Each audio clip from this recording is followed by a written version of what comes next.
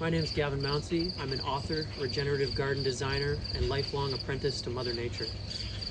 I'm here today to talk about the last few ancient primary forests that are left in Canada. Now, some of the most productive forests, some of the most ancient trees that are providing the most biodiversity, the most medicinal compounds, and the most inspiration for the senses and for opportunities to learn from nature exist on the west coast. That's what's left on Vancouver Island, now less than 2% of the original primary old-growth forest. Now, as we speak right now, the BC government and corporations like Teal Jones and Western Forest Products are targeting one of the last few watersheds that is intact on the island. In the upper Walbran Valley right now, Western Forest Products has been moving in with their gear with the help of the BC government that's made promises that they're going to stop cutting the old growth, but they're still profiting from those stumpage fees. And so they are going in hard, and they are trying to remove the Indigenous people that have been caring for that land since time immemorial. The fact that those forests existed here when we arrived here as Europeans is a testament to their stewardship of those forests. They had the ability to cut down the trees. They only cut down what they needed, not what they wanted, not for greed. Now that's what we've been doing now for over 100 years in Canada, and if we don't stop now, there's going to be nothing left for future generations. I was just in the Fairy Creek Valley with my family and my wife, and because of thousands of people standing up for those trees, that valley still exists. It's an extremely rare watershed valley in southwestern Vancouver Island, where the entire primary ancient forest is intact in that watershed. Now, I went into the heart of that valley. I saw the symbiosis that was taking place between the 1,000-year-old western cedars and the hemlock. I saw them having a symbiosis with the blueberries and the huckleberries.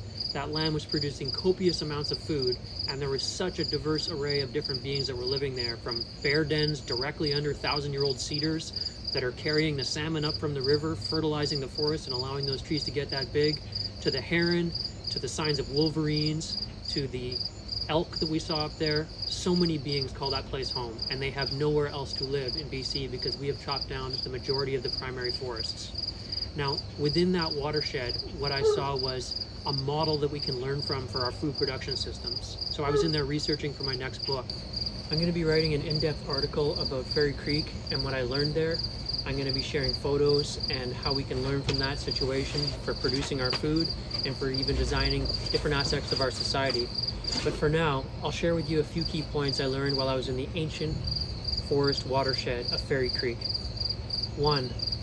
Those ancient trees have a symbiotic relationship with the ocean, and they are critically important for salmon habitat and kelp forests. Now, if you understand the importance of kelp forests in the context of production of the Earth's oxygen and the maintenance of the carbon cycle and all the other ocean life that depend on those kelp forests, you're going to understand how important it is to keep those ancient forests intact. Now, from a purely selfish human standpoint, if you want salmon, you need ancient forests. Now, what biologists learned recently is that ancient trees, as they drop their leaf litter and as they protect the waterways, they create a system that is carrying iron down from the earth into the ocean estuaries and seeding the phytoplankton, seeding the kelp forests, and becoming the foundation of ocean life. This becomes the foundation for salmon that then can come back upstream and are then carried inland by the hawks, by the eagles, by the bears, and the heron to allow those trees to get to the size that they did. Because without those ocean minerals of phosphorus and calcium, those trees can't get to the size that they did. So there's an intricate connection between those forests. Now, the people in what's now called Ireland and England learned the lesson the hard way when they chopped down all the ancient oak forests centuries ago, and now the streams and rivers no longer have the protection of the trees. They no longer have the nourishment of the iron given to the ocean, and their salmon stocks are plummeting. So one of the things we have to understand that if we chop down these ancient tree watersheds like the Walbran Valley, like Fairy Creek Valley, we are crippling the mineral cycle that goes to the ocean that becomes the salmon run that comes back up to us. Secondarily, another thing I learned in Fairy Creek is that I saw evidence of fire in that valley multiple times on 1,000-year-old trees, happening on different layers from 5 feet up to 20 feet up, happening a range from decades ago to centuries ago. I could see the scars in the bark. I could see where the lightning struck a small tree. I could see where it sparked up through the small trees. It burned for maybe 100 feet, 200 feet, and then because of the spacing of those ancient trees and the thickness of their bark and the amount of moisture they retain and the moss and lichen on their branches, they put out those forest fires. And they put out the forest fires while allowing the biochar, the charcoal from the smaller burned trees, to become enriched into the soil. So when I looked in the soil there in Fairy Creek, I found charcoal that was activated with biological organisms, becoming the foundation for these ancient trees to be able to retain moisture, to be able to grow to the size that they do. So when you take down those trees, you don't only cripple the salmon habitat, you also cripple the forest fire resilience of those forests. Now, a lot of people in BC hear about forest fires and wildfires, but if you do some very simple research and you cross-reference the places where these forest fires start and where they get out of control and where it's been clear-cut, you will find that over 90% of the fires that grow out of control in BC and elsewhere are in places that are actually replanted logging plantation areas. So these are not forests and these are not wilderness places anymore. These are monocultures planted of one species or a single grouping of species of trees. And because they're planted so closely together and are all the same age, they are susceptible to catastrophic fire.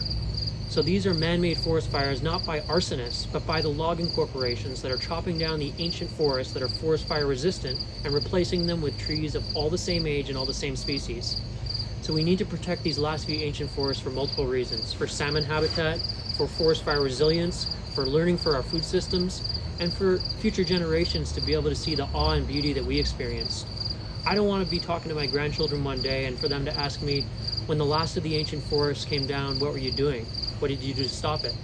I want to be able to tell them that I did everything in my ability to preserve these forests for future generations. But if we don't preserve these last few intact ecosystems on the scale of a watershed, we don't have the model that, whether you want to say creator or God intended, or you want to say that evolution took these millions of years to achieve. This is the pinnacle of all of the symbiosis of nature expressed in a peak ecosystem, a climax forest ecosystem. All the symbiosis there, the layers that are taking place, they can offer us much wisdom for how we grow food and how we interact with nature around us. But if we get rid of it, if we allow the greed to overtake us, we allow our passivity and our apathy to not take action, these forests will be gone for future generations. So right now, the BC government is trying to sue the elder Bill Jones of the Pacheedaht Nation for trying to stand peacefully to ask for these forests to be protected on his own sovereign territory.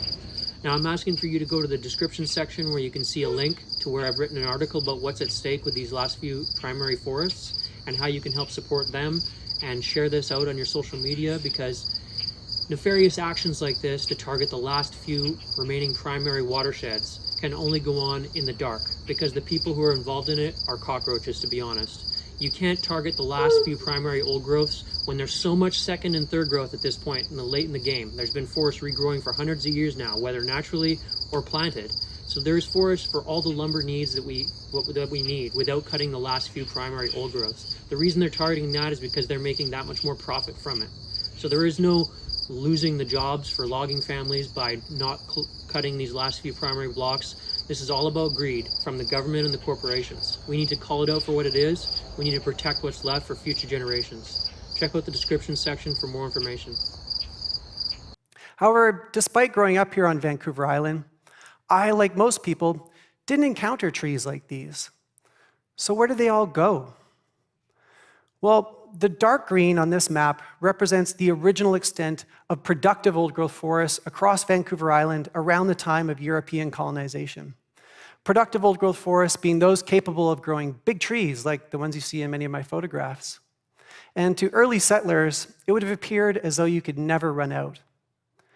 However, this shocking time-lapse shows just how widespread the impacts of old-growth logging have been over the past 150 years.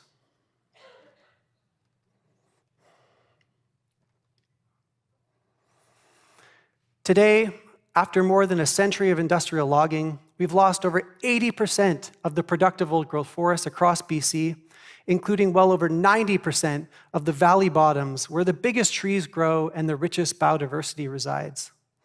And old-growth logging, it's not a thing of the past. In fact, on average, over the past 5 years, more than 300 football fields worth of old-growth forests are still cut down across the province every single day, never to be seen again.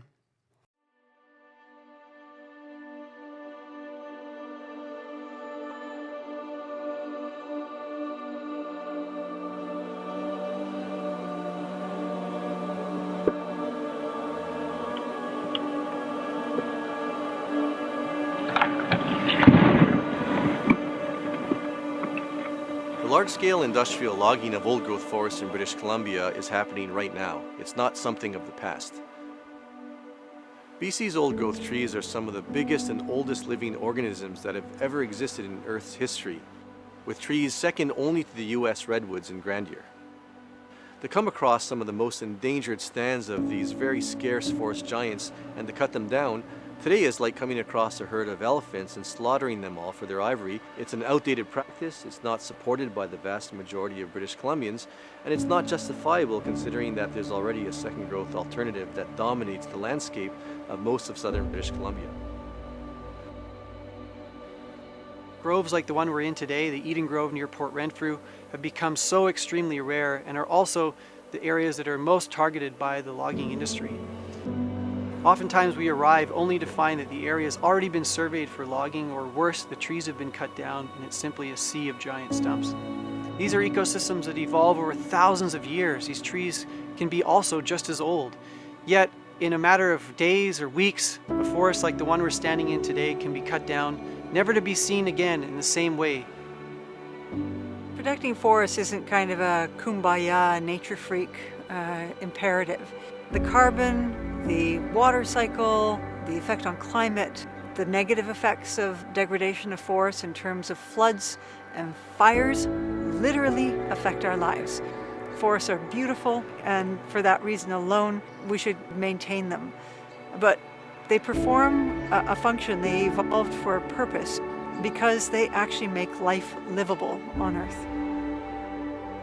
We worked like around the clock to save these areas, and I realized right away with the Wilderness Committee that we had to do education. Many people said, oh, they don't have very much biodiversity in anything. And this one zoologist came to us and said, well, I think there's a lot of diversity way up in the forest. So we went in the Carmana Valley and built some platforms way up in the canopy. And he found like literally hundreds of new species of insects. You get out walking there and you start walking quite a distance to it, and it really isn't quite like they say. Every place is really unique. So it is way richer, and we are just squandering and ruining the planet. As a result of the structural complexity of old-growth forests, you have a whole bunch of old-growth associated species. The marbled murrelet seabird, which nests only in the old-growth canopies, the spotted owl, the mountain caribou, which lives in the inland rainforests of British Columbia. And so if we want to protect habitat for these species, then we have to protect watersheds, we have to protect larger blocks of old-growth forests, and not just a few hectares here and a few hectares there. I don't think we should consider logging old-growth forests on British Columbia's coast as sustainable resource management.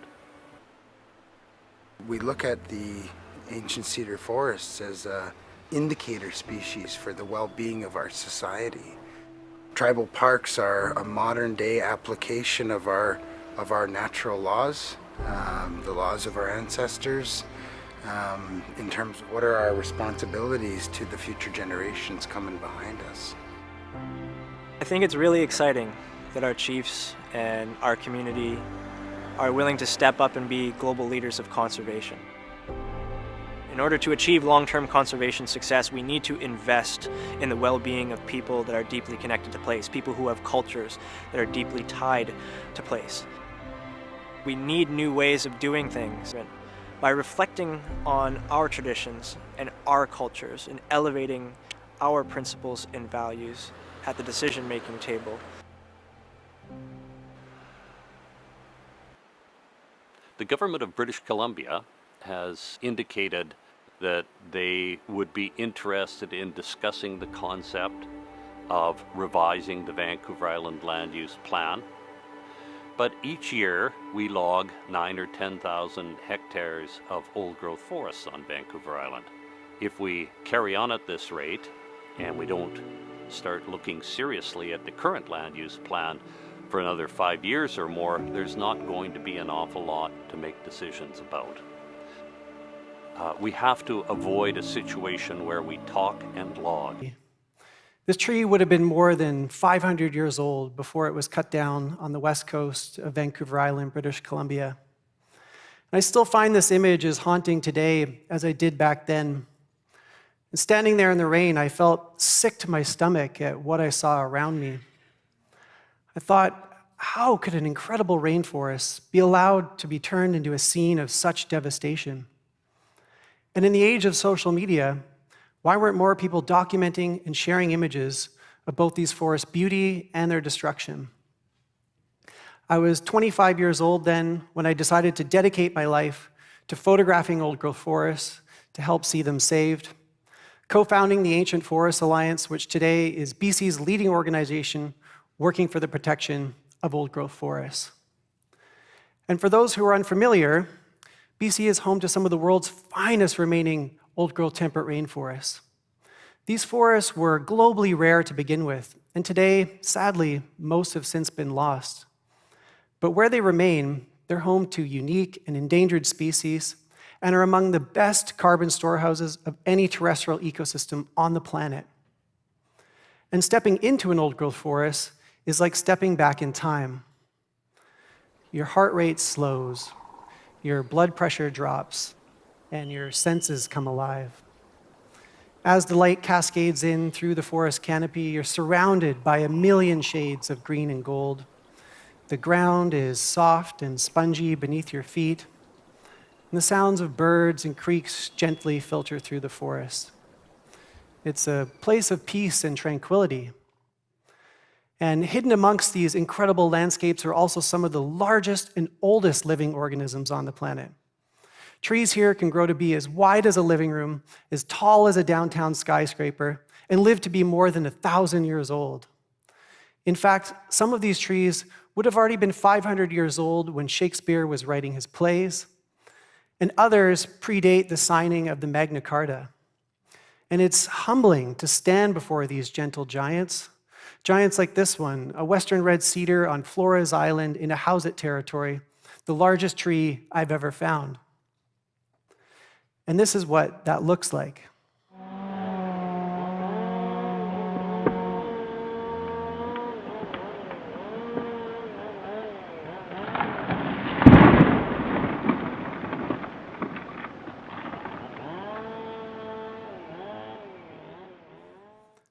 So why does this matter?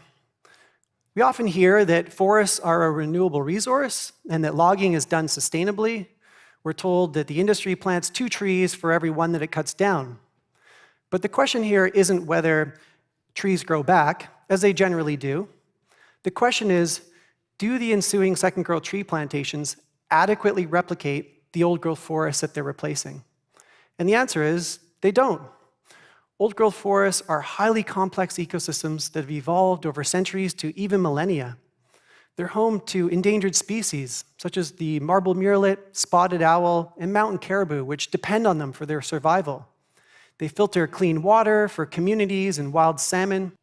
They're pillars of a multi-billion-dollar tourism industry, and they're an integral part of many First Nations cultures that have evolved in old-growth forests since time immemorial.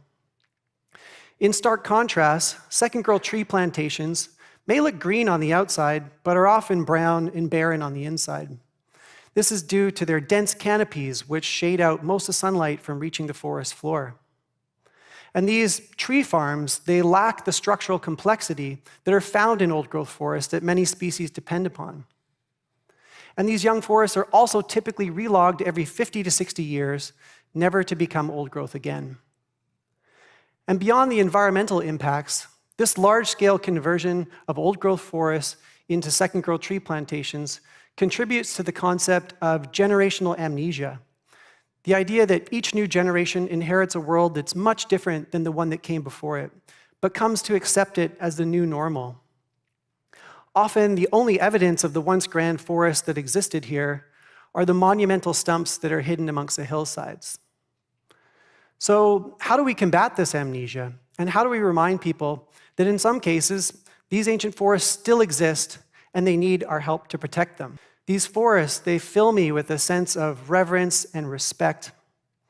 And like an old friend, I've come to visit many of them time and time again.